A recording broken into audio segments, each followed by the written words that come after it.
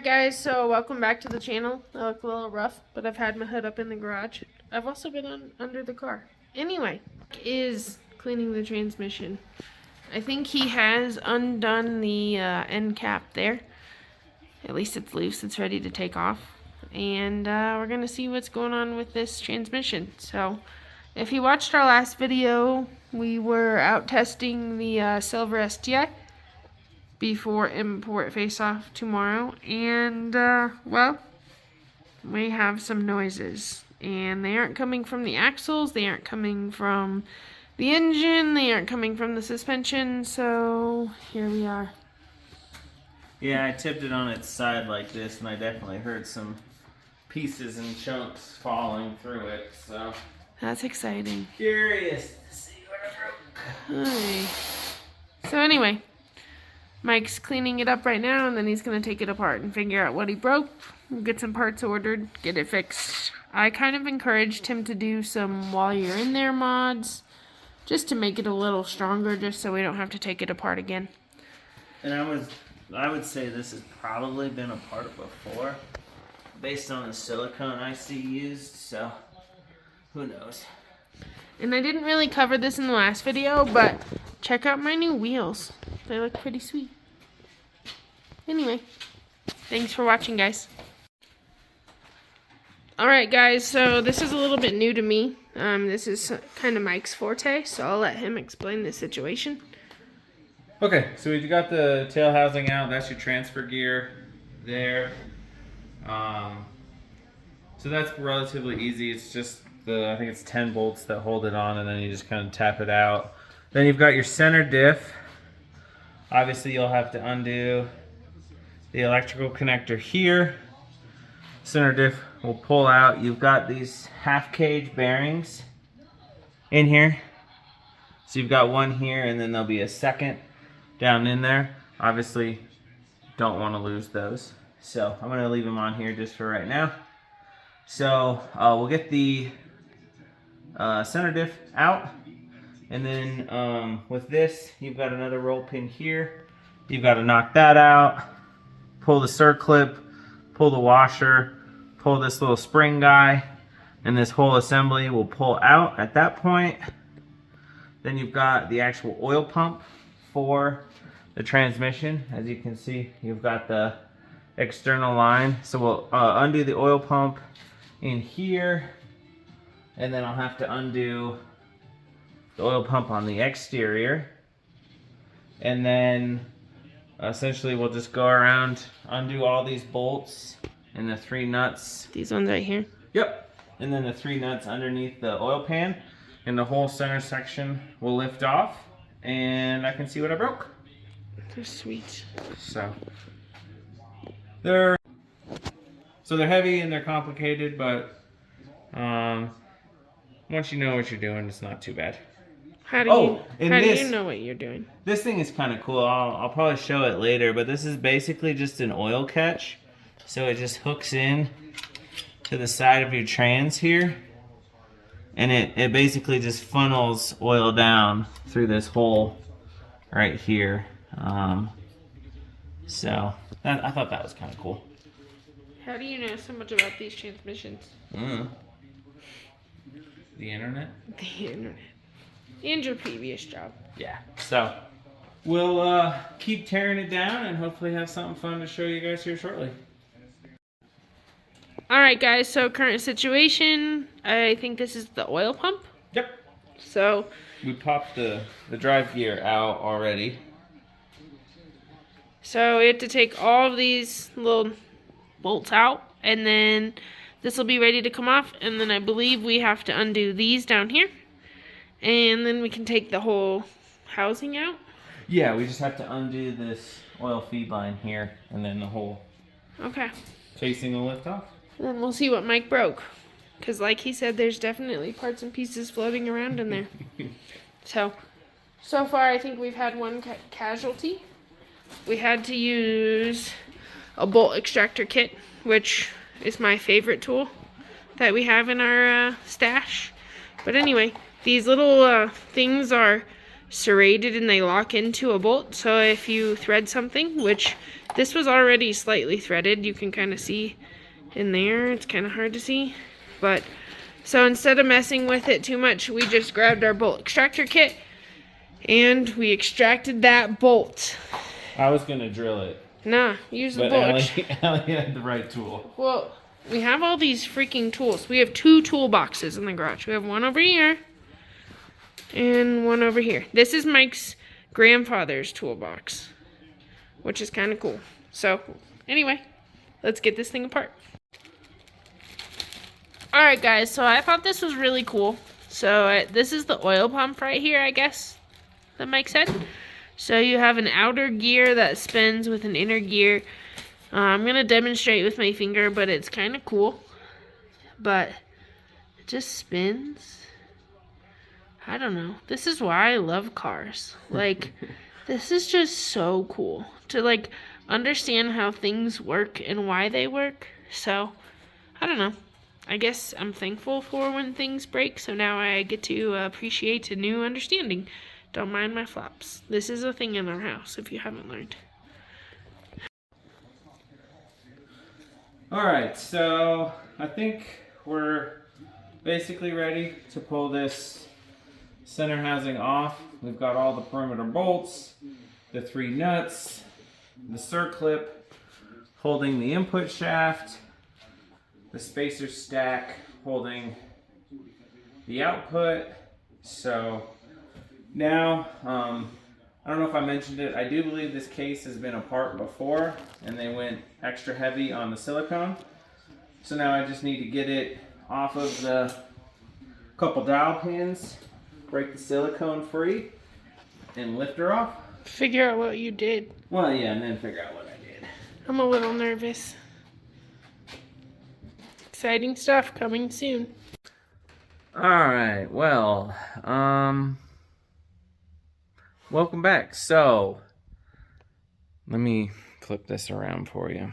This is how the transmission currently is. That is not how you want to pull one apart. I'll let you know. The intention was to get it to split right there. Sorry, I'm sore. But it's being stubborn. So, given that it sounds like it's got half a dozen to a dozen marbles rolling around in there, There's 2 marbles on the workbench. I'm not terribly concerned about leaving it as is. I mean, the front diff, all the teeth look great, and so do they on the pinion side. Input shaft, looking good. But, yeah, as we were kind of rolling it over to get it disconnected, 2 of these, let me see if it'll focus. 2 of these fell out. So, if I was a betting man, I would bet that these started life on the number 4 gear, and I done sheared them straight off. And it sounds like there's, like I said, half a dozen more of these guys' friends still rattling around in there. So, yeah, I need to go ahead and get that separated, get probably both stacks of gears. I hope not, but probably both stacks of gears dropped off to someone that knows what they're doing. Given what I do with this car, at this point in time, it might make sense to go with the 07 3 and 4, as they get you through the traps in the quarter mile in 4th gear versus a shift to 5th, and so forth. But either way, I need to get this torn down the rest of the way, assess the damage, like I said, get the gear stacks out, get those dropped off. Get them dropped off to someone that's got all the specialty tools, and get this thing put back together. Sucks to happen, but that's part of having fun with cars. And yeah, and the car is now making some serious power compared to last year. So I'm not going to complain. I'll take a broken fourth gear. Obviously, I learned my mistakes. I would have thought cold tires, cold road, maybe, the tires would let go before the gear, but no such luck. So we'll pick this back up tomorrow. Hopefully get that all disconnected and show you the extent of the damage. All right, so rest in peace to our garage floor. But went ahead, finished up pulling the transmission apart. Obviously, we found quite a few pieces, and there is plenty more where that came from. So you've got fourth gear over here, completely fuckered up, and then as well as on that side. So did you explain to the people what you were doing? So 3/4 on this side is all one piece. I'm not smart enough to know what this is called, but this is on the output side. So we'll need a whole new one of those. Obviously gonna need a new fourth. Obviously gonna wanna go through and clean all of this up. It would probably make sense, to do new bearings, not knowing what kind of metal and shit we got in there. But luckily I didn't run it long after it was discovered it was going south. So upon initial inspection, all of the other gears look okay. Obviously, before I drop it off, I'll take another look. But yep, that's another piece there. So if you've never seen the inside of a 6-speed, there's one. That's an expensive whoops, babe. Yeah, that was an expensive whoops, but the car makes the power now, and that's the result of my driving, apparently. So Did you explain what you were doing? I think I did in an earlier video, but it was just a very mild 3 to 4 shift, granny shifting it, no boost. Okay, maybe not.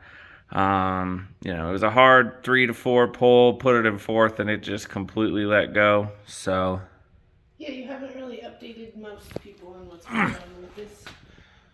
yeah, I don't know if we touched on it in any previous videos, but with the new Tomei exhaust, this thing is making boost way better, way sooner, and basically had to cut the wastegate duty cycle down to like 25% of what it used to take to make 26 pounds, and now it's making 30 plus. So that's exciting. Thought I was going racing today, and then that happened. Tried to steal the transmission out of that one, but Allie told me no, which is probably a good idea because it could have looked like this at the end of the day as well. So luckily we've got someone here in town that's really good at rebuilding these. So I will get this dropped off hopefully tomorrow and see what kind of turn he's able to work to get it back to us.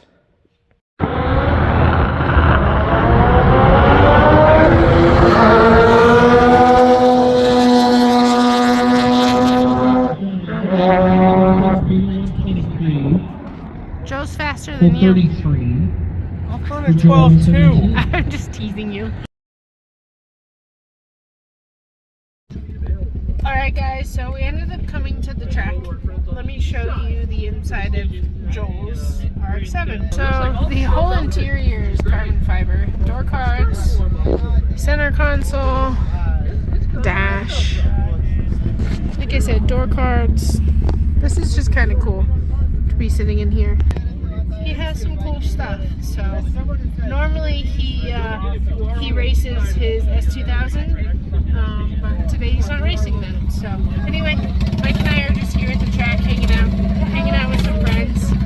There's Joel right there. But anyway, just hanging out, talking cars, relieving some stress. Alright, so this is Mike's extreme car, but this is why he doesn't have one, because this seat is an aftermarket seat, and yeah, he doesn't fit.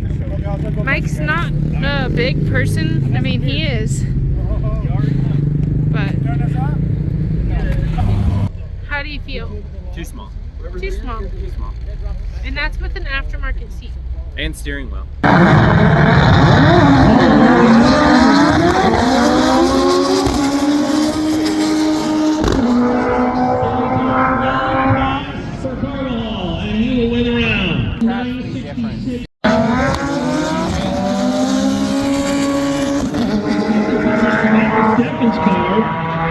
Can you run down Nick? No can do.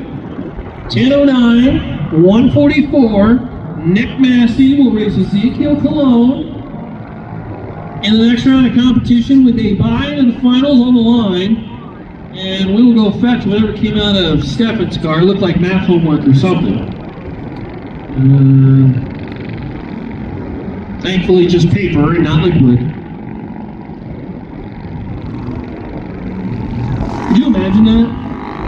Go to teach your own, and they'd be like, no, it wasn't my dog that ate my homework, it was the racetrack. Yeah, look at his talent. I'm sorry. That's Mike's, like, third car ever. Second. That's what Mike had when we met.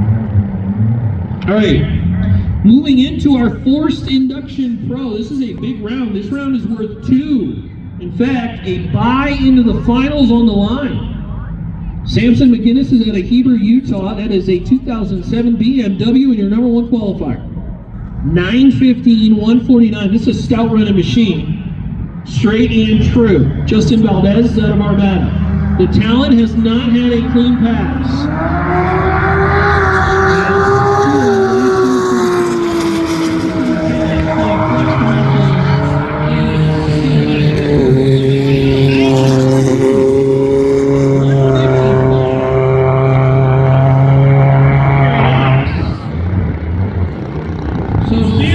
Down best ET, best mile an hour, and it's going to the final. Mike, what happened? That BMW has the secret motherfucking And sauce, unfortunately, apparently. we got a whole bunch of people who could not show up due to break. Alright, going to pick back up on the transmission, the 6-speed that couldn't, as I like to call it. So, plans have changed on it quite a bit since I last talked about it. I ended up just buying another 6-speed. I think that'll be here Tuesday. It's now Sunday, so just a couple days away. Ended up just buying another one for a few different reasons that I'm not going to get into here. But so yeah, that's on the way. I'm going to go ahead and throw that in once it gets here. It does use the 1.1-to-1 transfer gear versus just the 1-to-1. So I did have to get a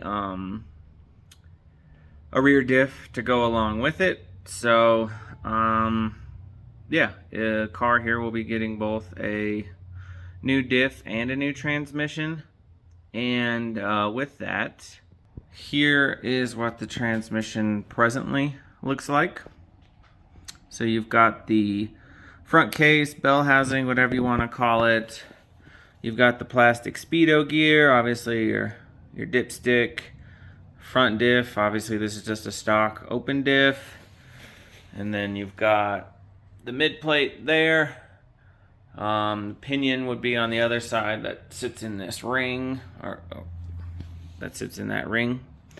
And then you've got the gear stacks, the reverse shift fork, reverse, main shift forks. And so the reason that it's all torn down like this is against my better judgment. I'm just going to go ahead and try and rebuild this one. Obviously, it's just going to be a spare. We'll have two, working 6 speeds, spare rear diff, everything like that. So this kind of stuff is definitely intriguing to me. The factory service manual for these transmissions is 128 pages long. I've probably read it 5 times now. I've got a really good idea of what the critical tolerances are, what they need to be set at, how to measure them, how you shift things around to obtain said tolerances, and so forth. So yeah, for now I'll just go ahead and tote all of this stuff up here. I already got a couple totes over there and 2 fresh ones over there. But yeah, I'll get it all loaded up in a tote, and then as time allows, I'll go ahead and start breaking it down and replacing what needs to be replaced. Did a pretty thorough inspection here just before this video, and I've got definitely a small list of stuff other than 4th gear that's going to get replaced. Once I've got it not on the floor of my disgusting garage, I'll probably do another update, kind of show you what I'm seeing and why I want to replace it. So with that, I'm going to try and clean up this mess and pick this up shortly. Alright, so we're probably going to go ahead and wrap this one up here. As you can see, we are in an STi. Took it to Whole Foods.